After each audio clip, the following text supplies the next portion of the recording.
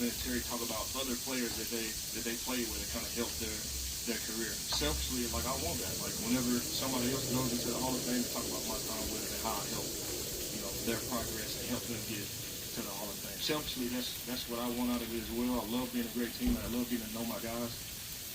And that's the guys that I don't know. I'll build that relationship with those guys, and hopefully I'll get that moment, years down the road where I'm sitting at home and one of those guys talks about me. I don't know in any form of.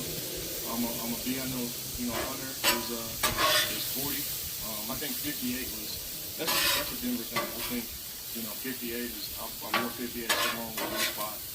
I wore 24 last year as well. That's already taken as well. But Hunter, we already started off on a great foot. I'm a team guy.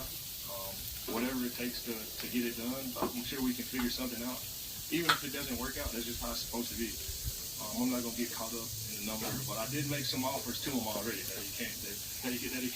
Now I feel like he can't really, come off of those. I think a lifetime supply of chicken, I do it. So whatever. I'll take a lifetime supply of chicken to make it happen, whether it does or not. Like I'm here to win games, I'm here to win a Super Bowl. A number would be nice, but I think the most important thing is to win a lot of these games, playing big games, and the number is just the afterthought. No, I'm not for that. Be with. Let's be with.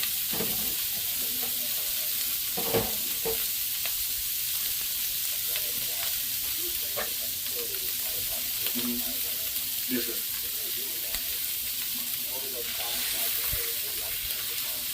I've been going, to elite performance in sports academy for the last 3 years. I mean, whenever you drive into that area that has been developed so much, you can't. I'm from Dallas, so it just has that feel to it. So whenever I go to the field, you can still kind of feel it too, the commanders.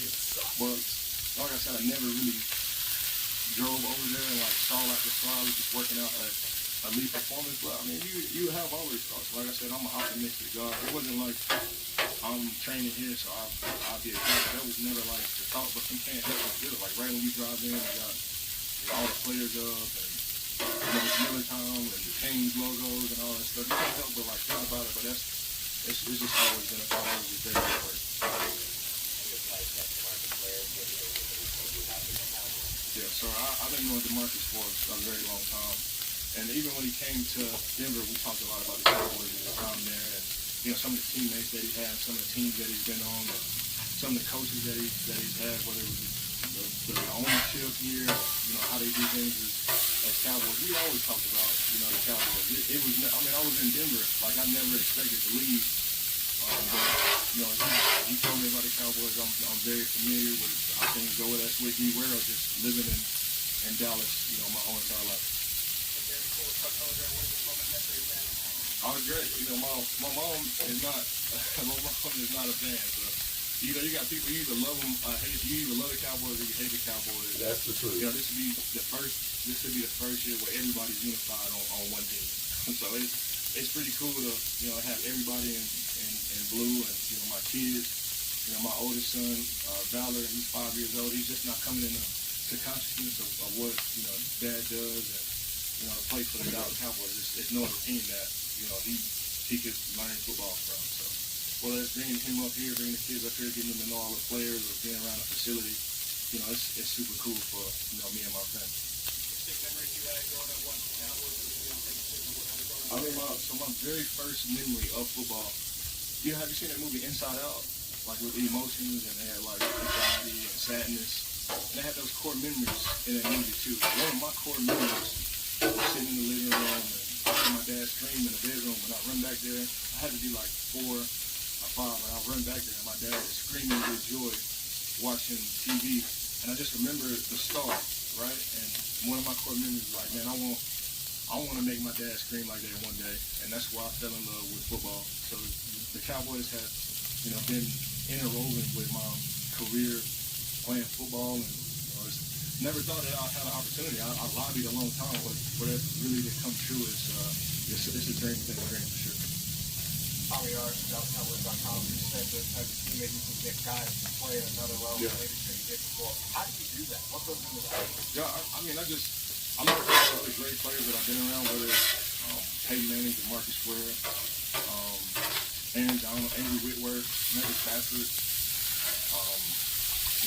all of these guys, and you just see the type of influence that they have with all of these guys, and the perception that everybody has about you. You can use that to get more out of everybody around. So I lead with love first. Like, I like to really learn my teammates, whether it's where they come from, how many kids they got from food, or do they hunt, fish, whatever it is. And then you can't treat everybody the same. Like, some guys are like, hey, you gotta do a little bit more right here, and then you do that with another guy, you snap at them. So you gotta really learn these guys, and then just plant little seeds and pull little strings to really get going. Football is such a unique sport because you get one game to go out there and play. It's not like basketball, championship basketball, where you win the best, out of 7 games.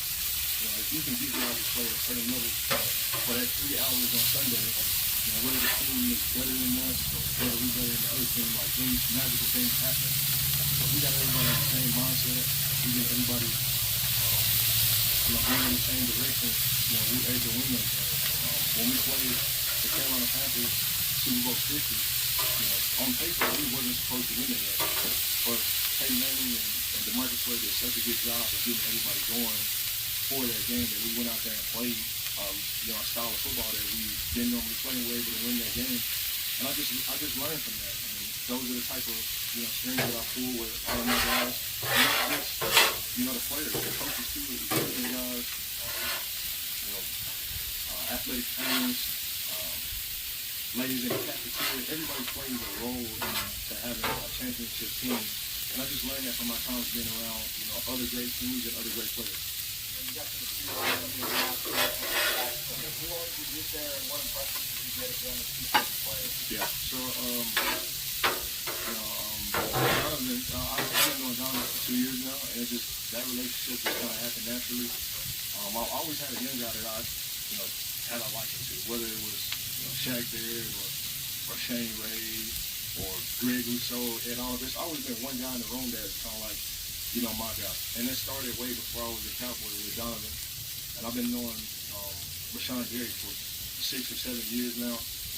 Quentin Williams, I've known him as well. Kenny Clark, I haven't been familiar with Kenny, but he came to the pass rush summit as well. Like I said, it only take one thing for me for us to be friends. We don't have to be the same spot or, like the same color. Like our thought is we want to win championship football, and that's enough for me. It's kind of like when you play golf with guys. Like the one thing that you have in common is golf. You can build, a lifelong friendship just off of that one thing. All these guys we're in for the same goal. We have the same mindset, and that's all I really need to build some of these friendships. But whether it was Rashawn or Quinn Williams or Kenny Clark, Donovan, I've had a relationship with all those guys. And even some of the guys that I didn't have a relationship with, Houston, I saw him play, years ago when he was in Detroit, and he had a crazy game. Like, I'm a fan of football in general. Like, my dream is to be a GM, front office exec, director of player personnel. When you have that dream, you know football now. So even though I'm my team, I know a little bit about everybody. And, especially the pass rushers, I know a little bit about their game. Rush and coverage go together. DBs, I love DBs as well. We got some great ones here. I played with PJ Locke in Denver. So rush and coverage, we go together. And, a lot of these guys, I've been fans of them before, and you just build off, our common goal to win a Super Bowl. Brad Sham, Cowboys Radio, 105.3 The Fan. Bob, you also said before this happened a couple times, you can get 8 sacks falling out there. Yeah. Is there a number for you in your mind that would be a measuring stick for how successful you've been this year? Is that even really that important? No, I mean, it's never a number. I was at Texas A&M my sophomore year. I'm like, man, I looked at, the record before, and I was like, man, I can get that. I went over the field, and I can get sacked over, 2 sacks over here. Football is just so unpredictable. It's the number one thing to do. It's teammates that possibly do. But it's all defense, it's so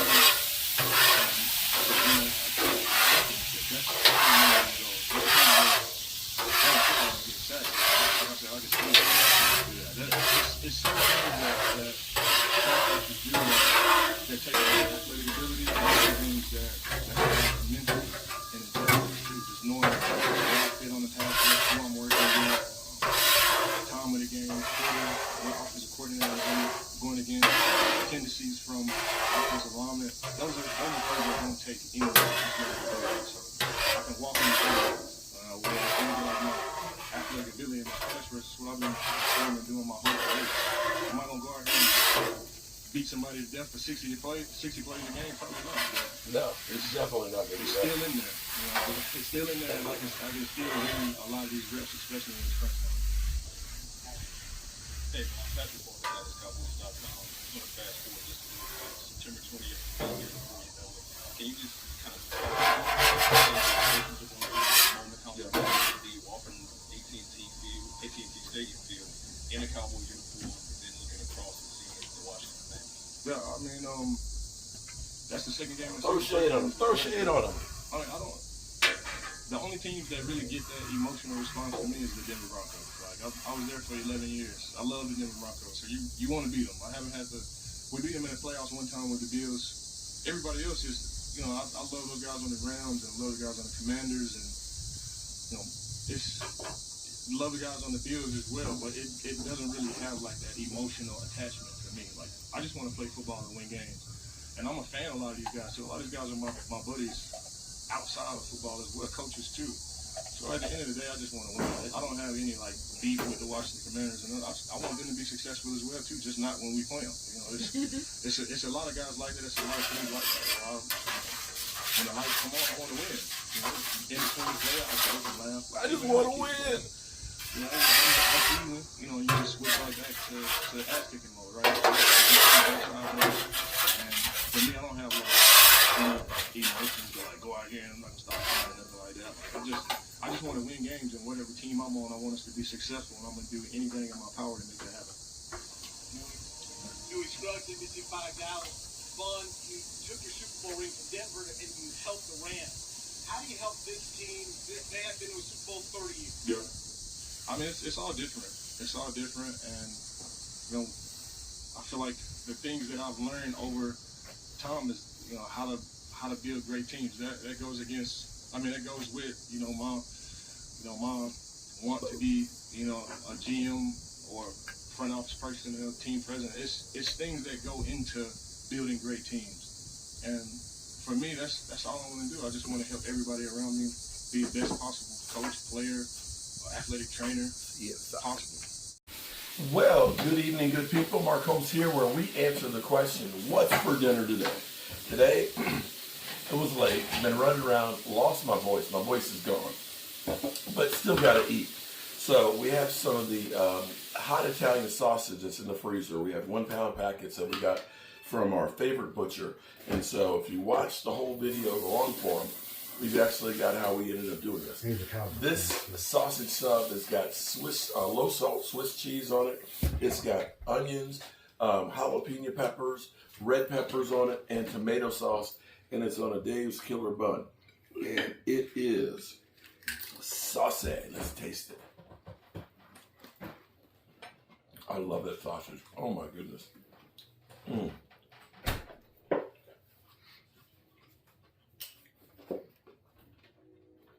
Having the peppers and the onions on here and the tomato sauce.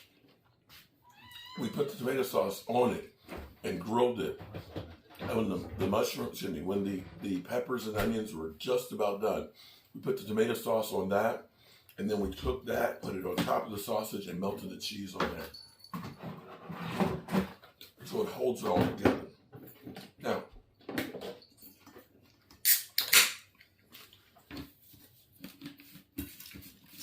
I got some My Nina sea salt tortilla chips, and on the app, they get a 67. You may remember when we did our shrimp tacos, we ended up doing some smoked salsa. So I finally have some chips here. Oh, that's good. You actually take the tomatoes and you put them in the smoker till the skins get soft on them, along with the jalapeno pepper and the onion, and then you put them in the Ninja food processor to give you that restaurant style chunky salsa. And it's got a kick to it with those jalapeno peppers.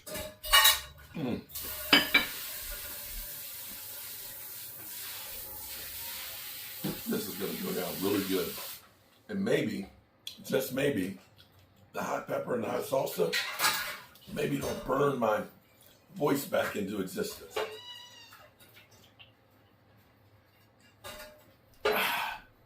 As always, I appreciate you guys. And next time, I need to do a better job of making sure I hit my mouth. Peace out.